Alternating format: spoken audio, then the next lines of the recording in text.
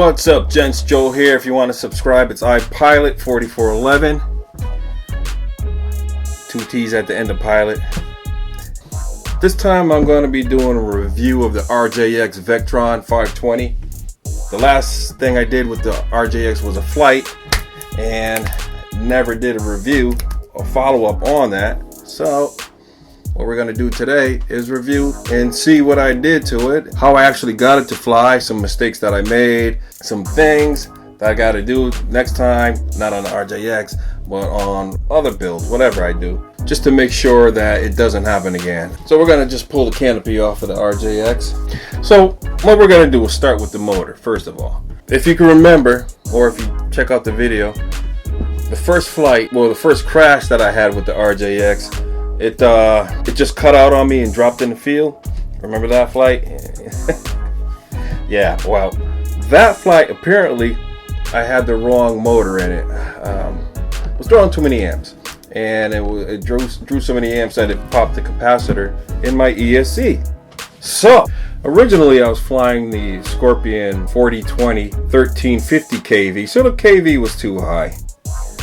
I was trying to lower the head speed with the ESC rather than getting the correct kV motor, which is too much for the ESC. So at that point, you saw what happened. So what I did after that was I got a new ESC, which was the 120 amp Hobbywing ESC. That worked a couple of flights.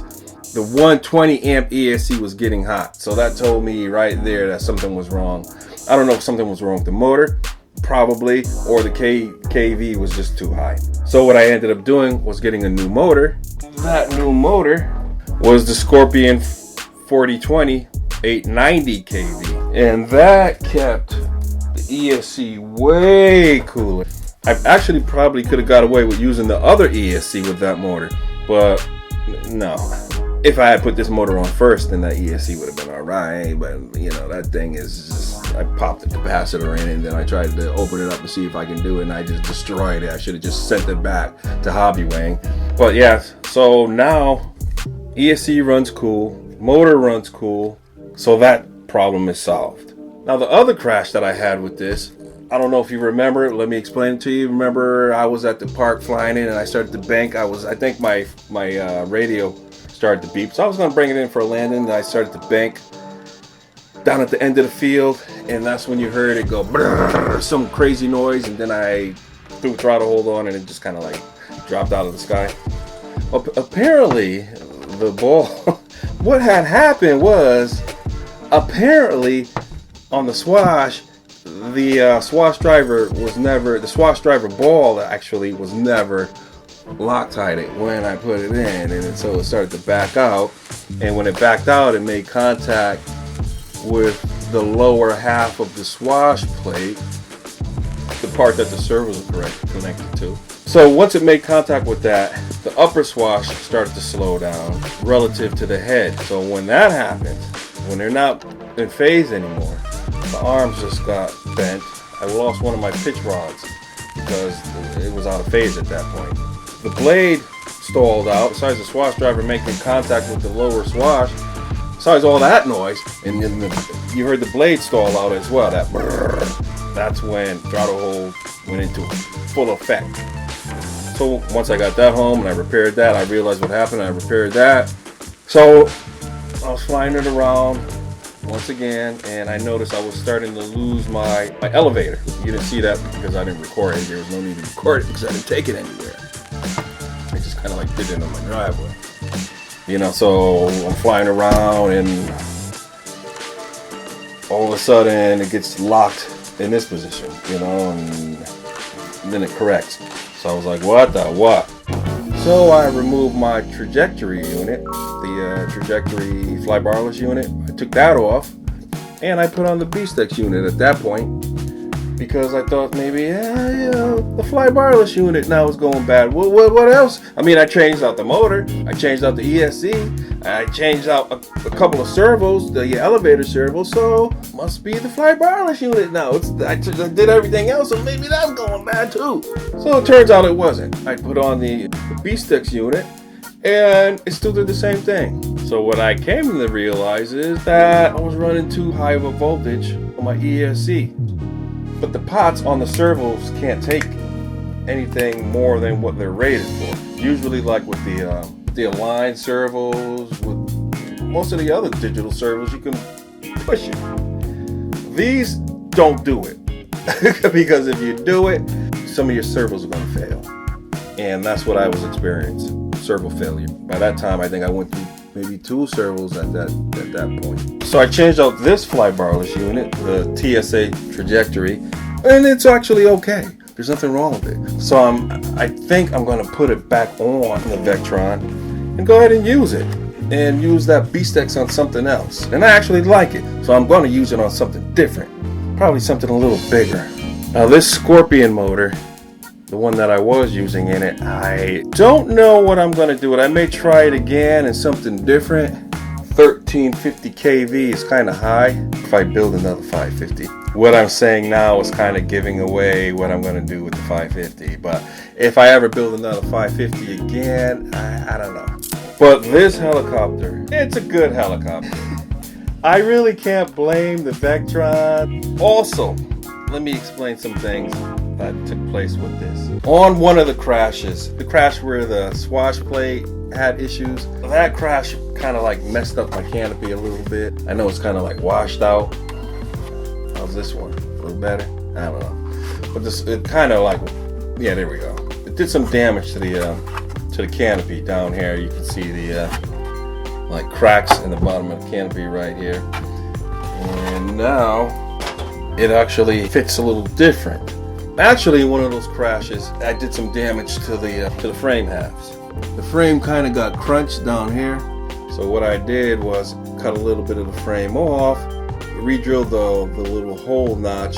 So now the helicopter's a little bit raked more than it was. So now the canopy fits a little bit different.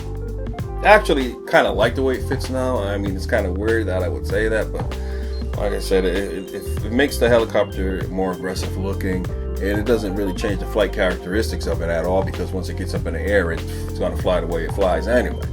But as far as the skids go, the skids got all busted upside the bottom of skids. And what I did was I took car door edge protector and I put that down here on the bottom of the skids. And what I did was I preheated my oven, put the door protectors in the oven just for a few minutes, maybe like 3 minutes, not even, maybe like 2 minutes. It came out like rubber, like super pliable. And then I cut them to side, put them on here, just super glued the ends so that the ends wouldn't, because it's pre-glued anyway.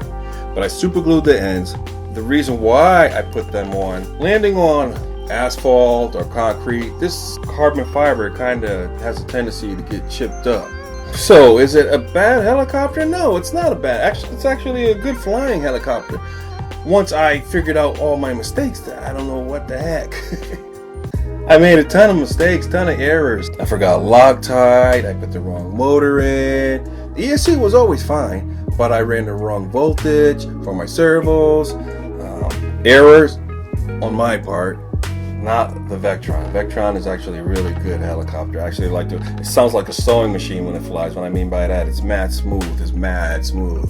The future for the Vectron is I got to get over my shyness now with this thing, because it just scared the daylights out of me to even fly it, because it was like, oh, okay, it's going to crash today. As soon as I fly it, it's going to crash. I know it's going to crash. I remember I was test hovering it in my driveway, and that's when I had the wrong motor in it, and it just cut out and dropped. Just dropped. I couldn't even auto rotate it, and it just dropped, landed on the curb. The blades just got obliterated. And my neighbor, he was down the street watching it the whole time. And when it did that, he was like, damn! I was like,